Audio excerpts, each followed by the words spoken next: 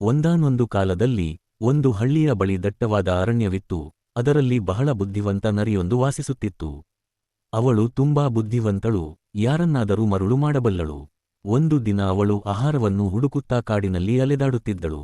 ಕಾಡಿನಲ್ಲಿ ಆಹಾರಕ್ಕಾಗಿ ಹುಡುಕುತ್ತಿರುವಾಗ ಅವನು ಮರದ ಮೇಲೆ ಕಾಗೆಯನ್ನು ನೋಡಿದನು. ಅದರ ಬಾಯಿಯಲ್ಲಿ ಸಿಹಿಯಾದ ರೊಟ್ಟಿಯಿತ್ತು.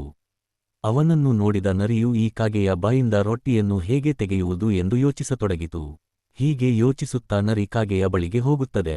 ನರಿ ಕಾಗೆಗೆ ಹೇಳುತ್ತದೆ, ನಿನ್ನ ಧ್ವನಿ ತುಂಬಾ ಮಧುರವಾಗಿದೆ ಮತ್ತು ನೀವು ಚೆನ್ನಾಗಿ ಹಾಡುತ್ತೀರಿ ಎಂದು ನಾನು ಕೇಳಿದೆ. ನಾನು ಮಧುರವಾದ ಹಾಡುಗಳನ್ನು ಕೇಳಲು ಇಷ್ಟಪಡುತ್ತೇನೆ. ನಿನ್ನ ಸುಮಧುರ ಕಂಠದಿಂದ ನೀನು ನನಗಾಗಿ ಮಧುರವಾದ ಹಾಡನ್ನು ಹಾಡುವೆಯಾ? ನರಿಯ ಮಧುರವಾದ ಮಾತುಗಳನ್ನು ಕೇಳಿದ ಕಾಗೆಯು ಸಂತೋಷಗೊಂಡು ನರಿಗೆ ಹಾಡು ಹಾಡಲು ಸಿದ್ಧವಾಗುತ್ತದೆ. ಆಗ ಕಾಗೆಯು ಹಾಡಲು ಬಾಯಿ ತೆರೆದ ಕೂಡಲೇ ಅವನ ಬಾಯಿಂದ ರೊಟ್ಟಿ ಬೀಳುತ್ತದೆ ಮತ್ತು ನರಿಯು ಆ ರೊಟ್ಟಿಯೊಂದಿಗೆ ಅಲ್ಲಿಂದ ಬೇಗನೆ ಓಡಿಹೋಗುತ್ತದೆ. ಇದನ್ನು ನೋಡಿದ ಕಾಗೆ ಅಲ್ಲಿಯೇ ಅಳಲು ಆರಂಭಿಸಿ ಮತ್ತೆ ತನ್ನ ಆಹಾರವನ್ನು ಹುಡುಕತೊಡಗುತ್ತದೆ.